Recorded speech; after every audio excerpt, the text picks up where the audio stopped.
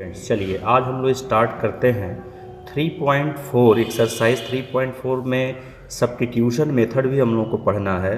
तो question number 1 में आपको 4 पार्ट दिए गए हैं। चारों पार्ट में सारे पार्ट्स को आपको एलिमिनेशन से भी करना है और सारे पार्ट्स को आपको सब्स्टिट्यूशन से भी करना है। तो चलिए मेथड देखा जाए क्या है। तो सब्स्टिट्यूशन मेथड में आपको क्या दिया रहेगा, आप पढ़ रहे हैं pair of linear equation in two variable. तो आपको दो लीनियर इक्वेशन दिया रहेगा जो कि एक पेयर है। तो इसको हम कह लेते हैं इक्वेशन नंबर 1 और ये हो गया मेरा इक्वेशन नंबर 2। ठीक है, किसी एक से, इस मेथड में किसी एक से यानी किसी भी एक इक्वेशन से आप x की वैल्यू या y की वैल्यू निकाल लेंगे। ठीक है, और दूसरे में ले जाके पुट कर देंगे। तो हमको यहाँ सेकंड से दिख रहा है कि अगर हम निकालें तो x की वैल्यू क्या मिल जाएगा 3 + y/3। और इसको कहाँ पुट करेंगे, अगर हमने सेकंड से निकाला है तो पुटिंग इन फर्स्ट, तब फर्स्ट में पुट कर देंगे। ठीक है, तो फर्स्ट में पुट करेंगे तो देखिए क्या होता है। ये आप इधर साइड में देखिए 1 आपका क्या है x/2 + 2y/3 = 1। यही आपका 1 है। यहाँ पे जहाँ पे x लिखा है तो ये 2 जो है इसको हम पहले 1/2 लिख लें और x की वैल्यू पुट कर देते हैं 3 + y/3। ठीक है, अब प्लस हो गया ये 2y/3 = 1। यहाँ तक की बात समझ में आ रही है। अब आपको नेक्स्ट स्टेप में क्या करना है कि ये जो डिनोमिनेटर्स दिख रहे हैं इनको हटा दिया जाए। सबसे पहला काम तो पहले मल्टीप्लाई ही कर देते हैं। तो ये आ गया 3/2 और ये आ जाएगा आपका y/6। 1/2 का मल्टीप्लाई यहाँ हो गया, इसमें हो गया। ठीक है, अब प्लस आ गया 2y/3 = 1। तो फाइनली अब इन दोनों को तो ऐड कर लेना। इन दोनों का एलसीएम क्या हो जाएगा 6 हो जाएगा। तो 6 होगा तो यहाँ पे y ही रह जाएगा और यहाँ पे 6 आपने किया तो यह समझिए इंटू 2 यहाँ करना पड़ेगा, इंटू 2 तब जा कर के तो 2 कितना हो जाएगा, ये आपका 4y हो गया = 1। ये 3/2 इधर आके क्या हो गया -3/2। क्लियर है यहाँ तक। अब नेक्स्ट स्टेप देखिए क्या आ रहा है। तो 5y/6 = क्या आ गया, ये माइनस कर लेंगे तो 2 - 3/2 मतलब हो गया दैट इज़ -1/2 आ गया। क्रॉस मल्टीप्लाई कर लिया जाए 5y/6 = -1/2। क्रॉस मल्टीप्लाई अगर करेंगे तो हमको मिलेगा 10y = -6 मिलेगा। यहाँ तक 10y = -6। तो 10y = -6 तो देयरफॉर y की वैल्यू क्या मिल रही है, तो y की वैल्यू मिल जाएगी -6/10। कट कर दोगे तो ये आ गया 3/5। Therefore y = -3/5। ठीक है, तो 3/5 ये आपका एक आंसर यहाँ पे निकल गया। ये y की वैल्यू निकल गई। अब यही y की वैल्यू कहाँ पुट करेंगे, या तो आप डायरेक्टली यहाँ ला के पुट कर लेंगे तो इसको इक्वेशन नंबर 3 कर देंगे। ठीक है, इसको 3 कर लेंगे। अब लिखिए कि putting the value of y इन 3। तो यहाँ पे देख लीजिए इस साइड में भी काफ़ी स्पेस है। तो यहाँ बताइए कि पुटिंग y = -3/5 इन 3। ठीक है, वैसे आप 1 2 कहीं भी ये पुट कर सकते हैं, उससे कोई दिक्कत नहीं है, लेकिन आप यहाँ पुट करेंगे थोड़ा कैलकुलेशन आपके लिए इजी रहेगा। तो x = 3 + y/3 तो 1/3 पहले लिख लेते हैं इंटू। अब इस y की वैल्यू को हम क्या लिखते हैं -3/5।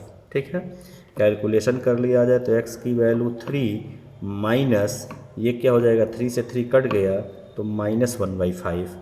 अब इसको माइनस करने पे क्या आएगा, ये 5 हो गया तो 5 3 जा 15 - 1 तो x = कितना आ गया 14/5।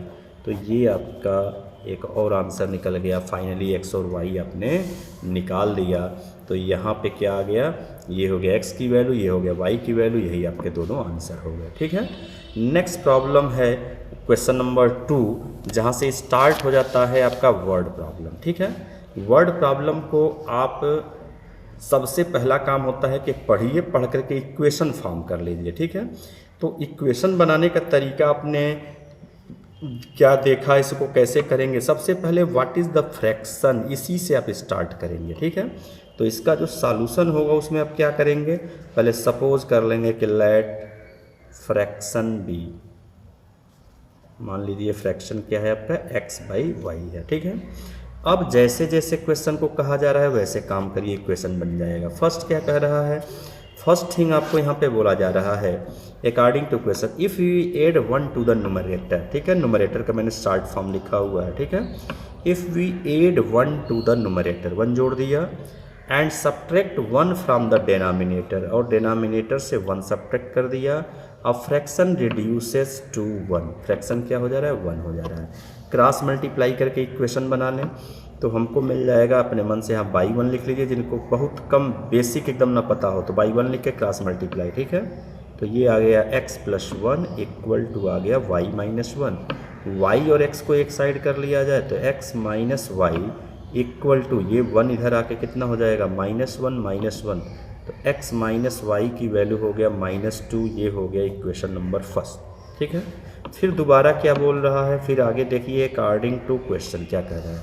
फिर से बोला हुआ है कि इट बिकम्स 1/2, किसके बारे में बोल रहा है, यानी फ्रैक्शन को बोल रहा है कि इट बिकम्स 1/2, ये फ्रैक्शन क्या हो जा रहा है, 1/2 हो जा रहा है। कब हो रहा है, if we add only 1 to the denominator, केवल डिनोमिनेटर में 1 जोड़ा जाए। तो अब की बार बोला न्यूमरेटर में कुछ मत करिए, डिनोमिनेटर में 1 जोड़िए, तो ये बिकम्स क्या हो जा रहा है, 1/2। फिर से क्रॉस मल्टीप्लाई किया जाए, क्या आएगा, 2x इक्वल टू y+1, तो इक्वेशन बन गया 2x - y = 1, ये दूसरा इक्वेशन बन गया, ठीक है। यही मेन वर्क है इक्वेशन बनाना। जब ये दोनों इक्वेशन बन जाएंगे, पहला बन गया दूसरा बन गया, तो यहाँ से अब मेथड आप पढ़ लिए, एलिमिनेशन भी पढ़ चुके हैं, सब्स्टिट्यूशन भी पढ़ चुके हैं, चाहे जो मेथड अप्लाई करिए, बट मेरे अनुसार तो elimination is always very easy, ठीक है। तो अब इसमें हम एलिमिनेशन ही लगाते हैं, तो नीचे लिखते हैं x - y की वैल्यू क्या है, -2, ये इक्वेशन नंबर फर्स्ट। और ये देखिए ऑलरेडी y यहाँ पे हमारा इक्वल है, तो हमको केवल साइन देखना है, सेम साइन है, सब्ट्रैक्शन, सेम साइन के केस में क्या करना था, सब्ट्रैक्शन करना था। तो सब्ट्रैक्ट कर देंगे तो ये माइनस, ये माइनस है तो प्लस, ये हो गया प्लस, तो ये y से y क्या हो गया, कैंसिल हो गया। y से y आपका क्या जा रहा है, ये देखिए y से y कैंसिल हो गया। अब ये आ गया 2x - x, कितना आ जाएगा, x आ गया, और ये 1 + 2 कितना आ गया, 3 हो गया। तो ये तुरंत आपकी एक x की वैल्यू यहीं पे तुरंत निकल गई, ठीक है। अब इस x की वैल्यू को क्या करना है, चाहे आप 1 में पुट कर लो, चाहे 2 में पुट कर लो। पुटिंग x = 3 इन फर्स्ट, ठीक है। फर्स्ट क्या है इक्वेशन, फर्स्ट है इक्वेशन x - y = -2 है ना, यहाँ पे फर्स्ट इक्वेशन ही दिख रहा है, तो यहाँ हम पुट कर देते हैं तो क्या मिल जाएगा, x की वैल्यू लिखा 3 - y = -2, तो ये y इधर आके प्लस हो गया, और ये 3 ऐसे ही छोड़े हैं, ये 2 इधर आके क्या हो जाएगा, प्लस हो जाएगा, तो देयरफॉर y = 5। तो ऐसा मत कर देना कि यही दोनों आंसर ही हो गए, बस यहीं पे आंसर छोड़ देना, नहीं। अब बताना देयरफॉर फ्रैक्शन क्या होगा। तो फ्रैक्शन जब बताएंगे तो फ्रैक्शन हमने सपोज किया है x/y, तो x की वैल्यू कितना आया था, x की वैल्यू 3, y की वैल्यू 5, ये फाइनली आंसर हमारा ये है, ठीक है। कि फ्रैक्शन क्या होगा, 3/5। तो फ्रैक्शन के टाइप वाले जो भी क्वेश्चन होंगे, जो फ्रैक्शन रिलेटेड होंगे, उनको आप चाहे नेक्स्ट एक्सरसाइज में वर्ड प्रॉब्लम में हो, चाहे लास्ट तक आप चले जाइए ऑप्शनल तक, वहाँ तक आप ट्राई कर लेंगे ये कैसे हो रहा है, ठीक है।